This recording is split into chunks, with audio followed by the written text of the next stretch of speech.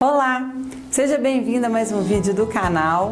Hoje eu vou dar uma aula ensinando como utilizar o DEA, que é o desfibrilador externo automático. É um vídeo mais longo, vai demorar um pouco mais do que os outros vídeos que vocês estão acostumados, mas está bem legal, um conteúdo bem bacana, vale muito a pena você seguir até o final.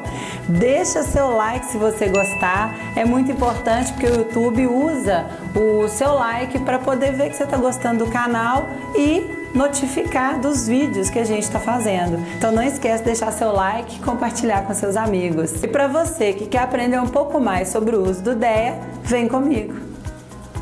Esse é o DEA, o desfibrilador externo automático. Esse é um equipamento portátil que é utilizado na desfibrilação ventricular. O que é uma desfibrilação ventricular?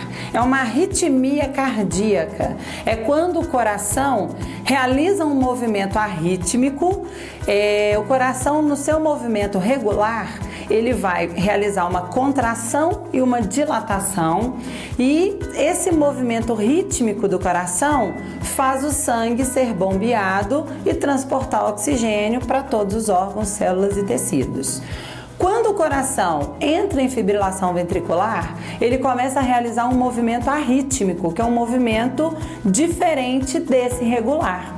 É como se ele entrasse em curto-circuito, ele começa a realizar um movimento, começa a tremer. E nesse movimento, ele não consegue bombear o sangue de maneira regular, como ele realiza dentro do trabalho normal. E o DEA, ele entra nesse momento. Ele tem como característica dar o choque na vítima.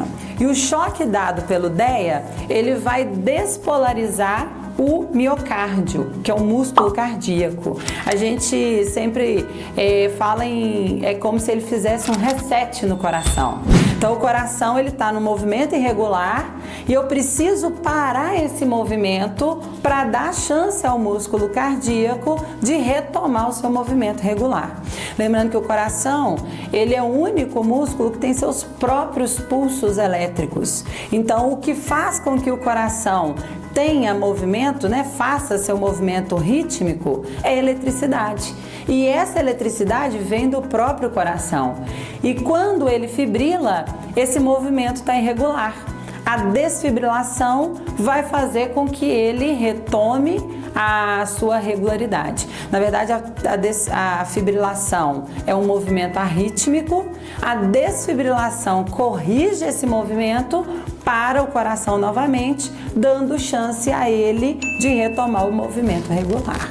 A fibrilação ventricular é muito comum nos quadros de parada cardiorrespiratória em vítimas adultas e hoje existe aí uma cada vez mais presente nos ambientes, especialmente ambientes públicos, como shoppings, estádios de futebol, parques, grandes empresas já possuem esse equipamento e ele é utilizado em todo o quadro de parada cardiorrespiratória.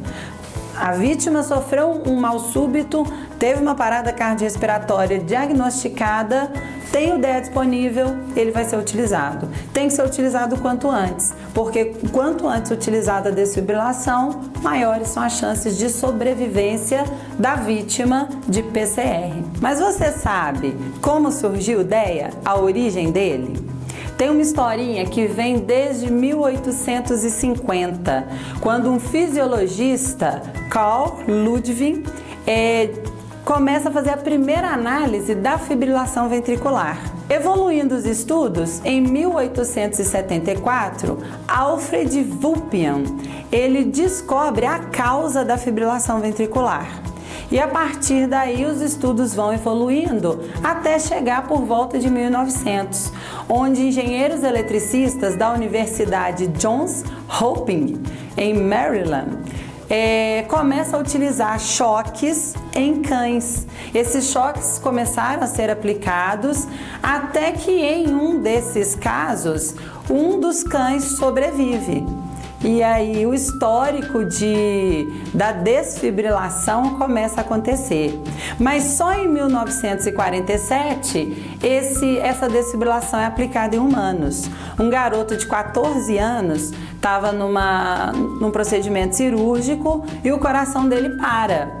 E Claude Beck, que era um estudioso dessas análises até esse momento só em cães, busca seu equipamento no laboratório e aplica o choque nesse garoto. O garoto sobrevive, é o primeiro histórico de desfibrilação em humanos. E tem uma parte muito interessante, que o desfibrilador desse estudioso, as pás eram 2 colheres com cabo de madeira, bem legal. Só que, continuando esse estudo, só em 1956, um cardiologista chamado Paul Zun cria a teoria da desfibrilação externa, porque até esse momento o desfibrilador foi utilizado em uma pessoa num procedimento cirúrgico, então a desfibrilação era direta no coração. O cardiologista Paul chega à conclusão de que não há necessidade do peito aberto para desfibrilar. Ele avalia e chega à conclusão de que é possível desfibrilar utilizando aí meios através da caixa torácica. E aí sim surge o desfibrilador externo, esse utilizado na caixa torácica, conforme eu vou mostrar a seguir.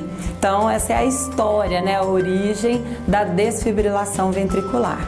E esse estudo e essa evolução, ela veio trazendo duas condições, né? O desfibrilador, que é o cardioversor, que é usado no hospital. Esse depende de um médico, porque ele tem um ajuste, então ele depende de um profissional.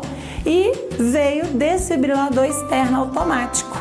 Esse externo automático, ele não depende de um profissional, ele não depende de um médico, porque ele é automático, ou seja, ele já é programado para essa função. Então, qualquer pessoa que tenha treinamento pode utilizar esse desfibrilador. É o que eu vou mostrar a seguir na prática com o uso do DEA.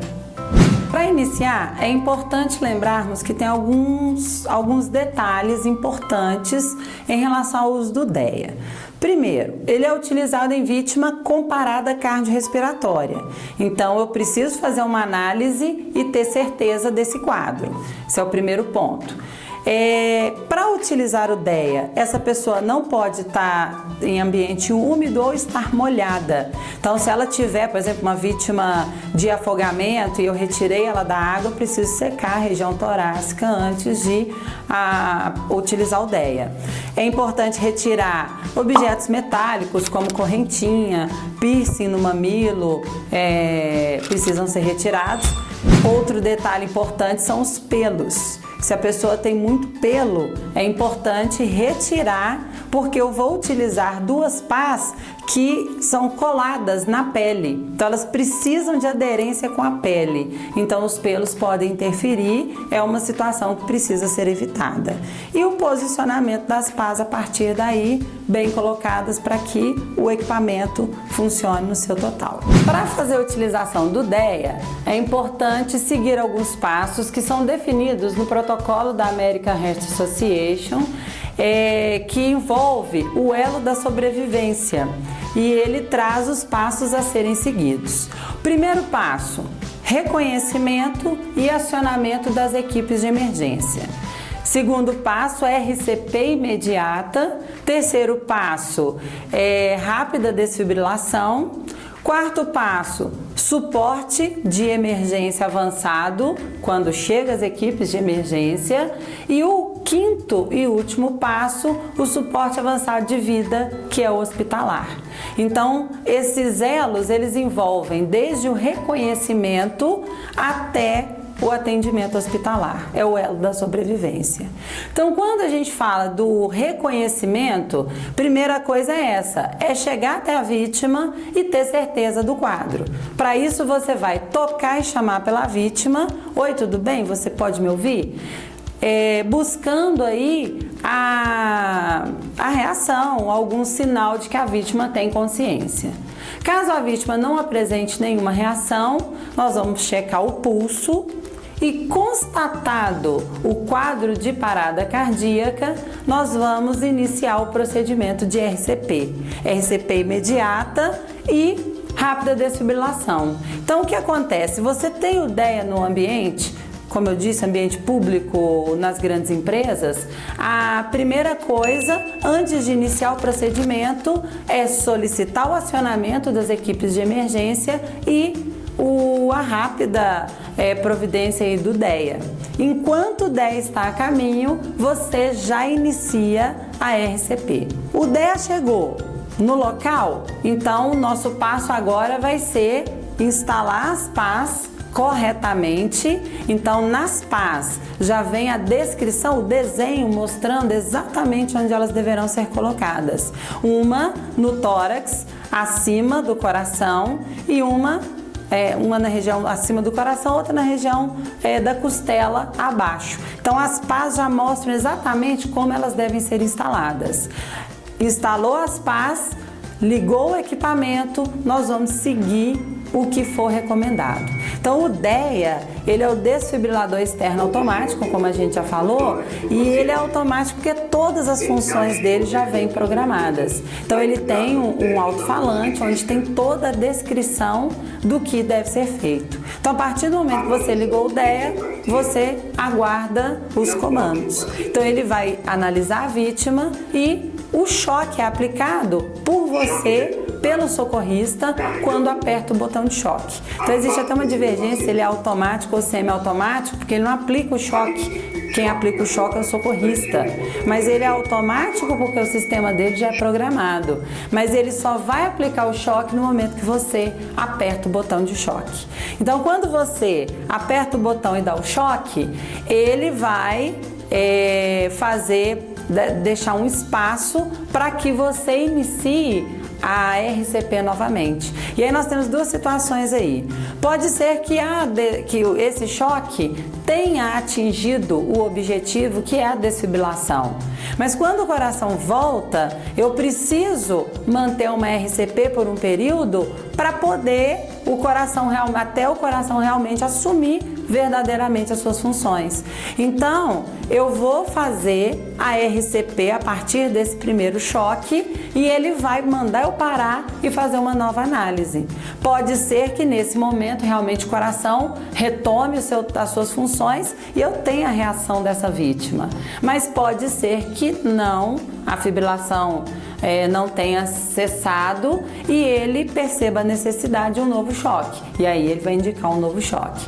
Porque o equipamento vai funcionar exatamente nesse momento, enquanto eu tenho a fibrilação. Porque eu tenho outras condições, como a assistolia, por exemplo, que é quando o coração para realmente. Nesses casos, eu dependo, para retorno do coração, de intervenção médica, porque eu dependo de medicamentos, eu dependo do equipamento hospitalar e aí a condição já se agrava. Então, se for a fibrilação, o DEA vai agir. Se for um outro quadro que não seja a fibrilação, ele vai indicar que o tratamento não é indicado, mas eu não vou perceber reação na vítima. Essa pessoa não vai acordar ou dar nenhum sinal de vida. E aí, nesse caso, é necessário suporte avançado. Por isso, no elo da sobrevivência, vem o acionamento da equipe de emergência, o suporte avançado de vida. Você precisa da unidade do SAMU que tem médico, porque ali eu tenho um suporte avançado e eu já tenho intervenção médica com medicamentos, com outros procedimentos que serão mais eficazes. Mas quando o quadro é de fibrilação, realmente o DEA, esse portátil, pode ser muito útil. Então, vamos manter o protocolo da RCP, aguardar o novo comando do equipamento. Agora, tem só uma observação que eu quero deixar aqui muito importante. Quando a gente utiliza o DEA e faz esse procedimento, eu vou manter a RCP. Eu só queria deixar uma ressalva para dois públicos que o órgão americano enfatiza bem nas suas diretrizes, que é o público leigo, sem treinamento, que vai manter a RCP. você não foi treinado, não sabe fazer as insuflações, não tem recurso para isso, você mantenha só a RCP, naquela média de 100 a 120 compressões por minuto. Caso você seja um profissional da área ou tenha treinamento, conhecimento e recurso, algum equipamento, você vai poder fazer a insuflação. Aí, neste caso, nós vamos manter 30 compressões para cada 2 insuflações em 5 ciclos. Vai dar exatamente o tempo médio para o equipamento retornar e fazer uma nova análise. Então, para você que vai fazer sua RCP, 100 a 120 compressões por minuto para você manter o ritmo, mas você vai fazer as compressões até que o equipamento peça para você parar para fazer uma nova análise. Quando você faz 30 compressões, 2 insuflações, mantendo os 5 ciclos, ao término desses ciclos vai dar exatamente o tempo dele fazer uma nova análise. Então, essa foi a videoaula sobre o uso do DEA. E você, gostou desse novo formato? Deixa nos comentários o que você achou e possíveis temas que você queira que a gente desenvolva para aulas futuras. E deixa seu like, compartilha com seus amigos e não esqueça de se inscrever no canal se você não é inscrito. Até o próximo!